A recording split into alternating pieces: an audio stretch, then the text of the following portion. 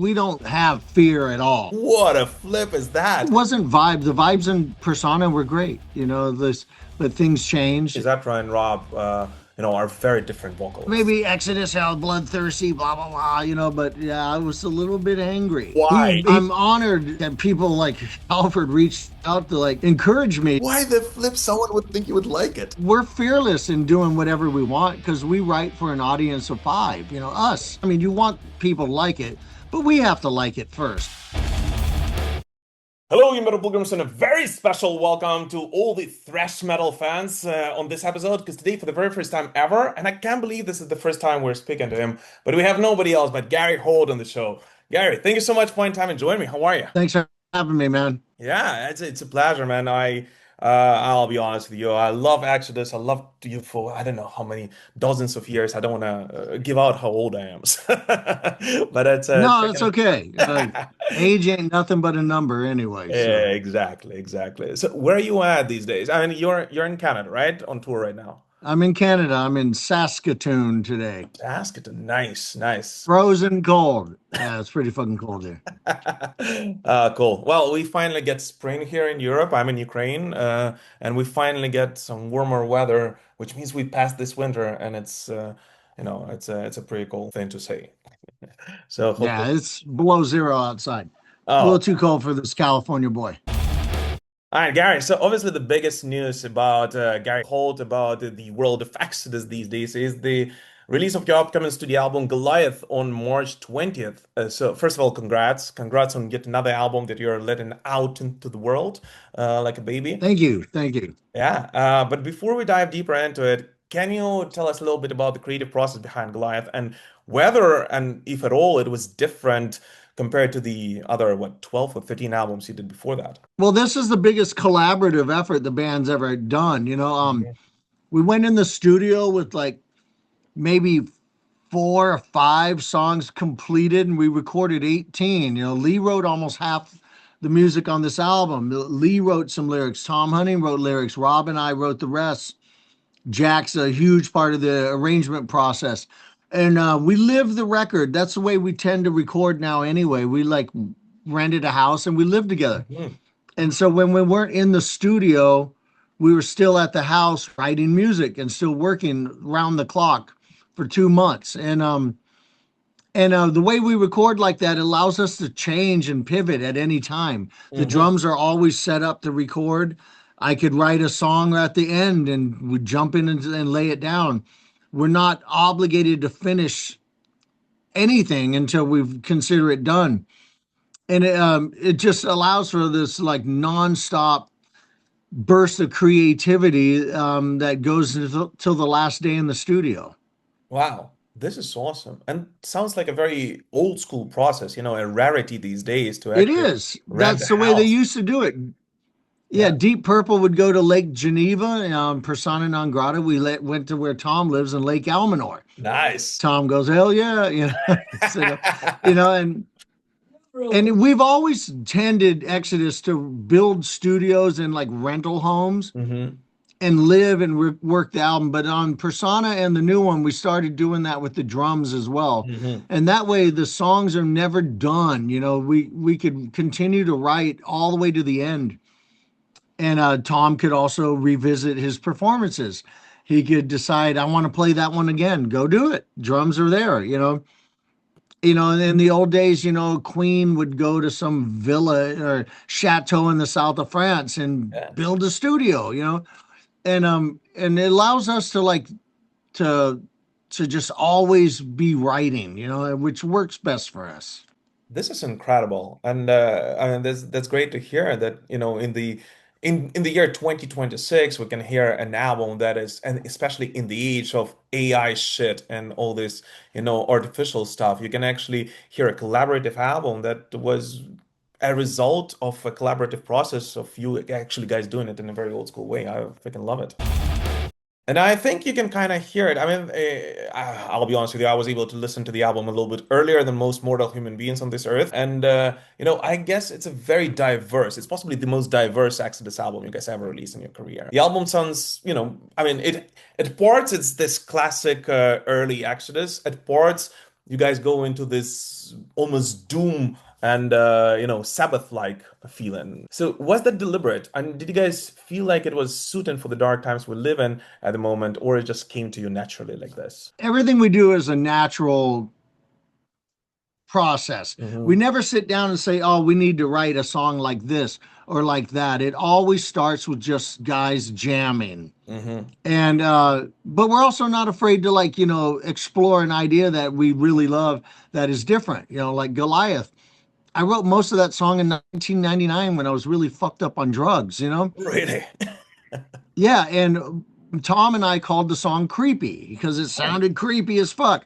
And we knew it was killer, but once I got clean off drugs, every single album I've tried to finish that song since Tempo the Dam, and I just never could do it. But I always try. I never could get even a minute further. Just maybe stuck. Uh-huh. Your mind is stuck in an era when you wrote it, and like it was a bad time. It was dark times. Uh-huh. The song is very dark. It is. And this time I tried again and I fucking did it. I sent Tom a text saying, check your email. And he was like, oh my God, you finished creepy.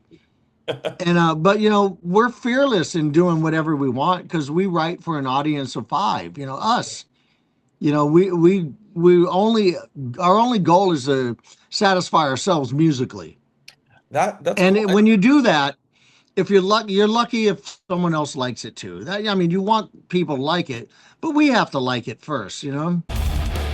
Talking about Goliath specifically, I mean, it's very interesting. You guys dropped it just a couple of days ago as a second single to this album. It's a very interesting choice Yes. of a single because it's very different. I mean, it's different from the rest of the album, first of all, but it's also different from what, and you would naturally usually expect from Exodus. It's not fast. It's a very different feel. Were you like contemplating whether to do that or not? Were you afraid that the fans will not be able to digest it as a single? No, we don't have fear at all.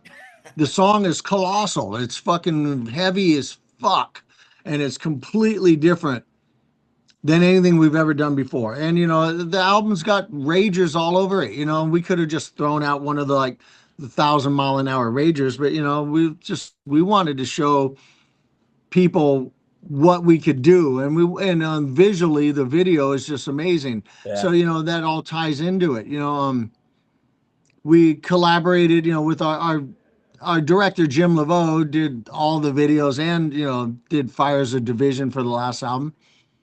And we collaborated with Jacob Devine from Dead Tempo Visions, a digital artist that I'd found on Instagram a long time ago.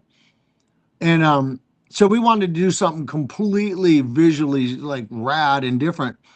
And that and so we're kind of trying to share the different elements of this album, but the diversity on this album makes it hard to pick one song that represents the whole thing. It's like, like As I said, if I we think. if we put out if we put out a video for Hostess Humani Generis, people go, "Oh my God, the song's 1,000 miles an hour. It's so sick." But that doesn't represent the whole album either. As I said, the album is so freaking diverse that it like nothing actually does. There's no one song that represents it. But I think that your gamble, whatever you call it, actually worked. And that section with the violin was honestly the biggest surprise ever for me. Even when I was listening to the album before that, I was like, "What a flip is that?" Was it always there since 1999, or how did that section with violin come in? No, the whole middle section never existed until Uh, this. I had the main riff and the verse, and that's all I could ever get because just your brain is like couldn't finish it. Like, I mean, War is My Shepherd I wrote in 1987, like 80% of the song, and never used it till 2003. wow. A good riff is a good riff. But when I laid down the harmony guitars and listening to playback, I heard violins. I heard a string section. And Katie, being one of our oldest friends, she's child prodigy. She's played on stage with us when she was 15 years old.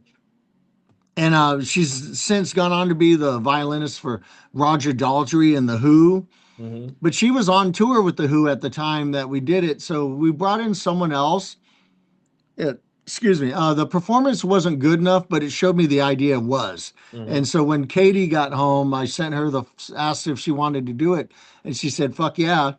So I sent her the song and she sent back like a whole orchestra and it was just perfect. I gave her one instruction. I said maximum sadness. I wanted to be just like tragic sounding, the sound of like the subjugation of the human race, But it worked. I mean, like, if that's what It's you were yeah, going for, it's it did beautiful. work. The song is so dark and ugly and heavy, and in the middle, it's sad and beautiful. It's like amazing. Correct me if I'm wrong, but I think I heard that you guys started working on this album and the second album, whatever you guys are doing, two albums at the same time, kind of, before the lineup change in the band. So, No, no, we did. no- We had not one song finished when oh, really? Zetro was still Okay, singing. so Yeah, you I mean, wrote I it. had riffs. I got thousands of Uh-huh. riffs, and I'd started writing some stuff, but like not one song was put together until Okay.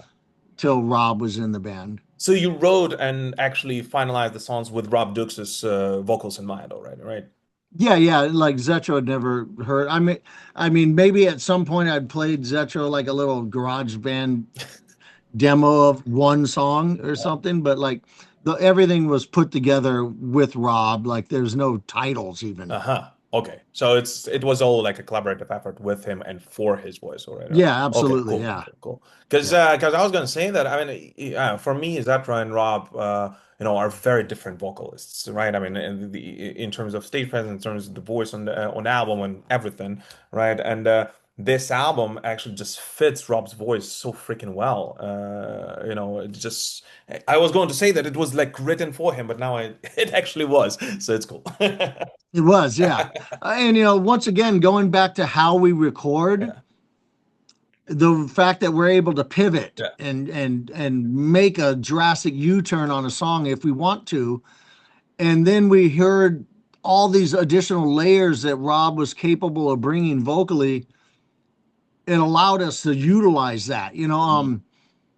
We knew Rob could do violent, aggressive, fucking modern thrash better than anybody. We knew that, but we learned that there's so much more he could do, and so we did it. Like we just able to like work with that and change everything. And it's just his vocals on the album are just phenomenal. And talking about like Rob and the whole lineup change and everything, you guys are currently on tour with Megadeth and Anthrax, which by the way is fucking an amazing bill for thrash metal. Yeah, it's So been awesome. for anyone who is still contemplating whether to buy tickets or not, if you have a chance to freaking witness this tour, go and and witness it for yourself. But I mean, you guys are performing the rap now, and you've been for some time now. So does it feel like you're restarting the band from anew, or does it feel like Rob has never left actually, and you picked up right where he left off in the first place? He picked up right where he left off and then some. We're having so much fun on this tour. The whole tour, the recording process, everything, the vibe and the energy in the band has been at a just a supreme level of fucking enjoyment. We're having fun, and it's been a blast. And like this tour is amazing, and we go on early, and we're off stage at 7:30. We're like, it's amazing. Get the work done, and then have a good time and hang out. And we're lucky. Well, I remember when dropping Persona Non Grata, you promised your fans that there won't be another 7 years before the next Exodus album, and now that's true. But I know you said that before that you've been working on two albums kind of simultaneously. You had so much material that you kind of had to choose which one will go on Goliath and which one will go on the next one whenever that one will be released. So first of all, is that really true? And secondly, if so, I know that you haven't really dropped Goliath yet, but how much longer do you think fans will have to wait for the next studio record from Exodus afterwards? Well, going back to like the process, we were on such a creative run. Hmm. Like Lee and I were like, let's just keep writing. Maybe we could do two albums at once, and then in between, we could drop where you'd normally have to go in the studio and spend months working on it. We'd have the album ready and just like release it quickly. We almost hit that goal. We eight out of 10 songs are done. By the time we get to like finishing it, we'll probably have 10 more. We're not going to just write two songs. We'll write as much as we can. And it's a good problem to have. to Yeah. have a bunch of killer music because selecting the songs of this album was not easy. I have panic attacks over which ones we chose because the other shit is some of my favorite stuff too. It's not throwaway stuff. But why stop yourself? If you're writing, you just keep writing, you keep going. And it's the next album won't be a big gap, maybe we'll probably tour for this one for a couple of years, but hopefully, within three we'll put out the next one. Nice. Awesome. So do you think this is I mean, indicative? we're not getting any younger, we realize that the Oh, the you just less told me that time it's we could. just age. You just told me that it's just a number, No, man. but I mean, I'm talking about how long it takes to release an album, um the quicker we could make that happen, the less time we sit around working on it, but we do have more work to do. But the next one's gonna fucking knock you out. It's Yeah, amazing. insane. I mean, like, and I feel like a lot of bands have been picking up pace once again. I mean, look at Saxon. They just dropped Hellfire and Damnation like a year ago, and they're already getting ready to release the next one. It's freaking amazing, and they're in their 70s. This is freaking incredible. Yeah, yeah, you never know. But do you think this overall, this creative like outburst that you guys have, and the will to just get it done, get the next one out, and so on and so forth, is overall indicative of the atmosphere in the band? And the reason why you kind of had to wait for Persona Non Grata for that long is because, you know, the mix wasn't there, the feelings weren't there. No, I mean Persona Non Grata took a while to release because I was occupied with another band, That's true, by Uh, the way, yeah. so that's on me, it shouldn't have taken that long. But we're in when we did Persona, we were in the middle of a full-on worldwide pandemic. So, we had that's the only thing we could do was jam and make music, which was awesome. And the album's amazing. But it wasn't vibe. The vibes in Persona were great, this but things change and vibes change, energy changes. But right now everybody's just we're working our asses off right now. Mhm. Between this tour and the next two, we'll be home 8 days Oh, for shit. 3 months. We didn't do that when we were 25, so we're committed to working this album really hard because we believe in it. But I think this is also indicative of the, overall status of this band today in 2026, number one. And number two is the interest, the resurgence of interest in classic metal sound, in heavy metal and thrash metal. People maybe in the age of AI and, plastic stuff, they kind of want to hear real stuff once again. I mean, look at what's going on in the thrash metal scene over the past year or so, and this year alone also, Exodus' new album, Megadeth's new album, Anthrax will finally drop their new album apparently in a couple of months. Last year we got Creator, we got so many incredible Destruction and so on and so forth. Um, so why do you think it is so overall, by the way? Why do you think there is sudden resurgence in this classic metal sound once again? Classic and thrash. Well, I think all of us like veteran bands still know what we're doing, like we're still really good at this and we're able to like do this better than a lot of people. There's a reason we have 40-year careers. And there's a lot of bands making really great albums right now. All of us veterans, Megadeth, Creator, Testament, Testament made one of their best albums. It's true. They Just won because we still know best. we still know what we're doing. Yeah. We have no tricks that the youngsters don't know yet, I guess. But and it's cool that you actually see, like, I was able to get out of Ukraine for a couple of shows. We were doing fundraisers with the Judas Priest and a couple of other bands over the past couple of years. And the amount of young people you see at those shows once again, I would say it's so much more than it was like 10, 15 years ago.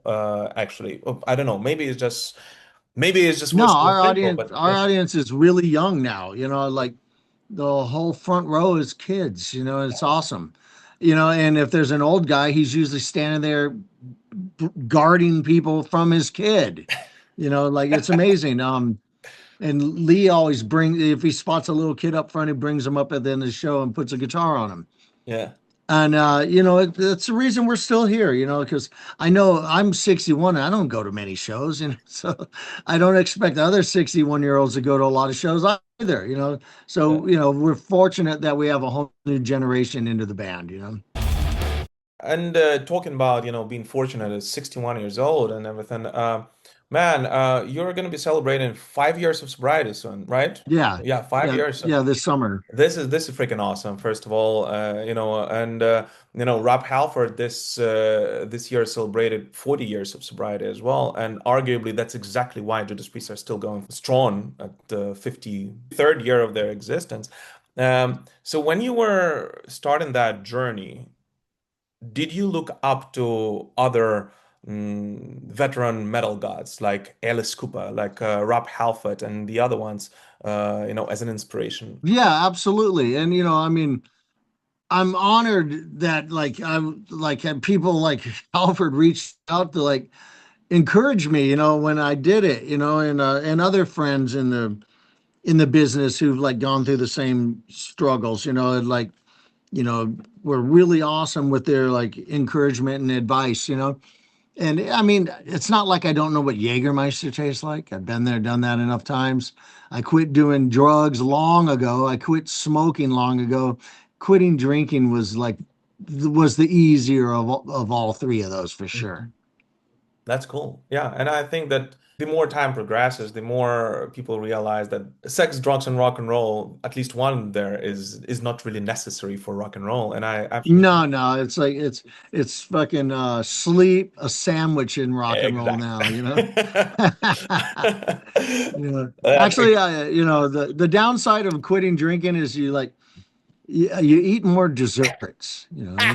Like there's a lot of sugar in beer, and you don't get that anymore. So now I eat way too many cookies. That's awesome. But the reason I was asking this is when I was announcing that I will be doing an interview with you, I have had several people reaching out to me and just asking you to thank you publicly for being an inspiration for them to, Well, get their lives clean. they're all very welcome. Other people help me, and if I can help someone else, that's even better. Well, Gary, literally talking about heavy metal is my biggest passion in the world. So I can do this for hours, but there's a time limit to these things. I assume you have better things to do than talking to a Ukrainian guy. Uh, No, no. I do have one more interview today, and probably they were waiting an hour ago too. yeah, I'll most find out soon likely. enough. Most likely they're not even gonna show up or whatever. For those who don't know, we just Yeah, you never know. had a little time zone mix up with Gary. But to close this episode, can you tell us one craziest story which happened to you on the road with Exodus or with Slayer? Oh God, I remember played Norway a million years ago, and some fan showed up at the hotel and brought me a dead cat. Shit. He Why? he found it on the road. He didn't kill it. He thought I'd like it. My re my response was not good. Why the flip someone would He think you would like it? I don't maybe Exodus how bloodthirsty, blah blah blah, but yeah, I was a little bit angry. And I say a little bit angry because I'm being polite. I was fucking furious. Like Oh, I was not fucking, I love cats, right? I wow. don't care that he didn't kill it, because he didn't. He found it on the road. But But I was fucking almost violently angry. Like, what the fuck? how? Tell me he was at least high. He was kind of fucked up, kind of wasted. Yeah. But this is not okay. Guys, Yeah, if it's not you're an okay. Exodus fan, if you're waiting for them, at the back of the venue, please don't bring in dead animals with you. This is messed up. This No, is never no, fun. no. Nah, Yeah. I got Don't do it. Don't bring me roadkill, please. yes, absolutely. Well, Gary, thank you so much for finding time and joining me today. I really hope that I'll be able to catch you guys live. I have a couple of plans to catch you live, this year. But even more so, I really hope that you, and especially having a Ukrainian member in your band, will be able Yes, we do, to give a show in for sure. Ukraine because you have a lot of fans here, and they would absolutely love to headbang to some Exodus very, very soon. Yeah, it'd be awesome. Yeah. Uh, Well, thank you very much. Thank you so much. Any last message for your fans all across the world? Um, uh, be safe and take care of yourself. Thank you. Thank you so much. This was Gary Holt, Thank you. and Exodus's new studio album will be out on March 20th. Definitely do not miss it. Gary, thank you so much. Fine time to join me. Keep rocking, man. Thank you. See you later. Bye bye. Bye bye.